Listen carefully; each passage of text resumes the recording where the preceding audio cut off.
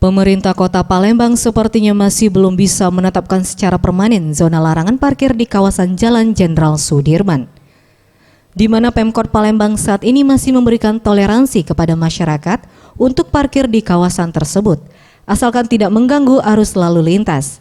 Asisten 1 Setda Kota Palembang Sulaiman Amin mengatakan, sesuai dengan Undang-Undang Nomor 2 Tahun 2007, bahwa jalan nasional tidak boleh diberlakukan parkir.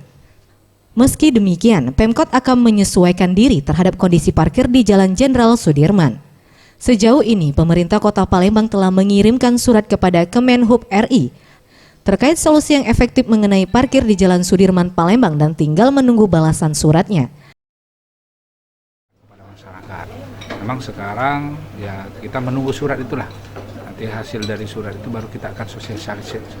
Jawaban dari Kemenhub apa nanti baru kita sampaikan kepada masyarakat. Jadi sementara ini masih dimaklumi ya Pak? Masih, kita disesuaikan lah, menyesuaikan, yang penting tertib, tidak mengganggu kemacetan lah. Tim Liputan, Sriwijaya TV.